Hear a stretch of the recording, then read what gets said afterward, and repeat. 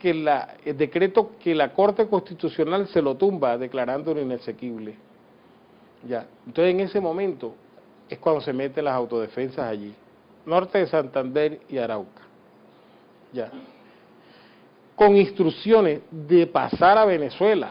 Ya. A ver, la frontera es algo imaginario. ¿Sí me explico? Por ejemplo, en Arauca no hay, o sea, es una línea imaginaria. Entonces, en el actuar de la autodefensa para apropiarse de tierras o para amedrentar a las poblaciones, ya, obviamente que ellos no van a distinguir entre colombianos y venezolanos, o sea, son los habitantes de la región. Y si tenían que matar venezolanos, pues mataron venezolanos y los enterraron en fosas comunes en la Gabarra, donde hay ciudadanos venezolanos enterrados. Ya. Por Don Berna conocí. Resulta que un personaje samario que pagó una condena por narcotráfico en Estados Unidos, José Rafael Abello, el Mono Abello, antes de ser extraditado, eso era Voz Populi en Santa Marta, él mantenía un romance con María Conchita Alonso, ¿ya? Y el Mono Abello, pues de alguna forma él trabajaba con el cartel de Medellín. Pues a raíz de eso, esos hermanos Alonso, ella y su hermano, pues se relacionaron con gente de ese medio, sin que esté diciendo que ellas fueran narcotraficantes, pero se relacionaron con personas de ese medio. Recuerde que Don Berna trabajaba con los Galeanos, que eran socios de Pablo Escobar, y así es como ellos se conocen. Recuerde que muchos narcotraficantes terminan siendo parte de las autodefensas. Entonces, de ahí es donde viene esa relación. Ellos le piden a este Alonso que los ayude para el ingreso de esos paramilitares. Jorge Díaz había tenido reuniones también donde se coordinó el avance de esos paramilitares, y entonces Alonso presta una finca de Atari, si no estoy mal, que es donde se reúnen estos paramilitares. ¿Y quiénes son los enlaces entonces de estos paramilitares en Venezuela?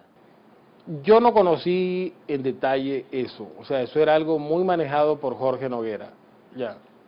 No sé, o sea, le menciono a la familia Lapi, a Iván Roa, porque fueron personas que él me mencionó en su momento, ya, pero yo sé que en el Zulia, en el estado Zulia, también había muchas personas que colaboraban, no solo en ese tipo de actividades, sino en actividades de narcotráfico a través de Venezuela. Ya, en Maracaibo llegó un momento que Jorge 40 y Hernán Giraldo eran el poder, así como eran en ciudades colombianas, así lo fueron en Maracaibo, pero específicamente no sé quiénes pudieron haber sido.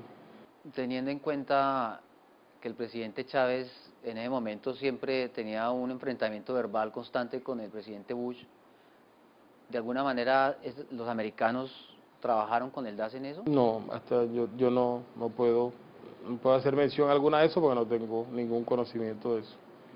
O sea, nunca tuve nada que ver con los norteamericanos en cuanto a eso. Cuando, esto también, el presidente Uribe siempre en un principio de su gobierno hablaba de que de alguna manera el presidente Chávez le brindaba un apoyo a las FARC. ¿Hubo alguna estrategia en el gobierno respecto de ese tema? Sí, el presidente Uribe se quejaba, no solo el presidente Uribe, muchos miembros de su gobierno, incluido el propio Jorge Noguera, incluidos detectives del DAS, se quejaban de la, según ellos, connivencia del gobierno venezolano con grupos guerrilleros colombianos. Ya. Y las estrategias era casi que militarizar esas zonas de frontera en aras de neutralizar esa supuesta colaboración. Lo que pasa es que eso fue más allá. Ya. Mire, las autodefensas fue un fenómeno que se distorsionó a raíz del narcotráfico, y donde llegaba antes que combatir guerrilla, lo que iba era buscando zonas de cultivo y zonas de tráfico, y entonces eso fue lo que permeó esa zona. Inclusive hoy en día todavía se presenta en el Táchira con las Águilas Negras, ya. Es decir, si bien se buscaba un propósito, pues yo no sé hasta qué punto el presidente Uribe estuviera enterado, pero sé que, por ejemplo, militares de la Brigada 18 trabajaron con grupos paramilitares en la zona de Arauca y llegaron hasta Venezuela. El general Gustavo Matamoros, había un coronel Luis Medina Corredor del grupo Rebéis Pizarro, ya. desde el año 2003, creo que fue, desarrollaron operaciones conjuntas con paramilitares. Yo recuerdo la Operación Catedral, una de ellas. Ya. Entonces, sí había una estrategia conjunta de militares con paramilitares para la zona de frontera y, si era del caso, también contra Venezuela. Si el presidente lo sabía o no, yo no lo sé, pero militares colombianos sí. Mauricio Llorente, ¿te he oído hablar de Mauricio Llorente, el mayor? Pues yo estuve detenido con él, cuando nos conocimos nos contamos cosas y él también me contaba muchas cosas, o sea, y mencionó personas de la oposición venezolana, me las mencionó con nombre propio. Yo no las repito pues porque supongo que es él quien lo va a decir ante las autoridades. Ya, él era, estoy hablando no de un mando bajo, él era comandante de un batallón en la zona de frontera. Ya, y él fue acusado de haber permitido el paso de los paramilitares y fue condenado por eso. Creo que tiene, o sea, no es que ahora van a decir, no, es un delincuente, porque es que en Colombia, lamentablemente aquí en nuestro país, se cree o no se cree acorde a las conveniencias. Si Mancuso habla de unos personajes políticos costeños, dice la verdad. Si habla de otros personajes, es un delincuente mentiroso. Entonces yo pienso que el mayor Llorente, por lo que yo hablé con él, es una persona que conoce mucho de ese tema.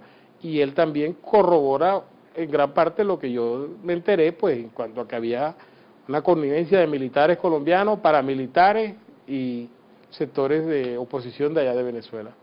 Aparte, por ejemplo, ¿en algún momento el DAS le colaboró a las autodefensas también con armas? Sí, claro, sí. Jorge Noguera, Fernando Londoño le consigue en una partida, creo que es una plata que habían decomisado y estaba guardada en el Banco de la República. Entonces, eso lo reparten entre policía, ejército y DAS. Ya, y de ahí se compran unas armas, es cuando se montan los famosos grupos especiales, eso que montó Jorge Noguera allá, de alguna forma desvirtuando la razón de ser del DAS, que el DAS no es una entidad que deba tener fuerzas de choque, porque se supone que es un organismo de inteligencia. Entonces, de ahí se compraron armas y sé que alguna parte de esas armas fueron entregadas al Bloque Norte. Ya, eso fue manejado en detalle por Giancarlo, Jimmy Nazar y Jorge Noguera. O sea, el DAS le colaboraba a los paramilitares y a los narcotraficantes, borrándoles expedientes, trayéndoles armas. ¿También les ayuda a narcotraficar? Pues, mire, Arnulfo, yo lo único que le puedo decir es que desde el DAS, en la administración de Jorge Noguera, se realizaron actividades de narcotráfico, en la cual estuvieron involucrados altos funcionarios del DAS. Es lo único que yo le puedo decir al respecto. Y igualmente eso requiere que si se trafica también se traiga dinero. Pues de hecho yo fui condenado por eso, ¿no? O sea, yo fui... El suyo es por un contrato que se hace con MT Base. No, yo fui condenado por traer dinero del exterior a través del aeropuerto. Lo que ocurre es que la fiscalía, como para variar, la fiscalía de don Mario Guarán, nunca investigó más allá, solamente se quedó en Rafael García. Ya, pero, o sea, yo en algunas cosas soy Superman y en otras soy el pastorcito mentiroso. O sea, para hacer yo una operación de lavado de dinero de muchísimos millones de dólares y de euros, yo pude haberlo hecho solo. Pero cuando yo cuento las cosas, entonces, pero él cómo pudo, o sea, cómo una persona pudo conocer tanto. O sea, sí pude armar una operación de lavado de dinero yo solo, según las autoridades, pero no pude conocer tanto. ¿No le parece eso una contradicción? O sea, hoy después de que usted recobró su libertad y todo, está diciéndome que ese lavado de dinero por el que fue condenado era proveniente del narcotráfico. Sí. Y Noguera sabía. Noguera no solo sabía, participó de eso. Eso pues, en algún momento me referiré a ello ante las autoridades competentes. ¿Y con quiénes más estuvo Noguera en eso? Pues siempre su círculo de confianza, Giancarlo Oqué, Jimmy Nazar, varias personas. Usted tuvo muchos conflictos con las autoridades, la detención de su esposa, sus traslados a las cárceles, o sea, después de que usted destapa todo este escándalo de la parapolítica y hoy está en libertad, ¿en qué situación se encuentra usted, su familia? Pues yo he debido permanecer escondido prácticamente desde que salí de la cárcel. Personas de las pocas amistades que a mí me quedaron en el DAS, muy pocas por cierto, pues cuando al momento de salir me dijeron que el gobierno tiene orden de matarte, entonces pues he debido permanecer escondido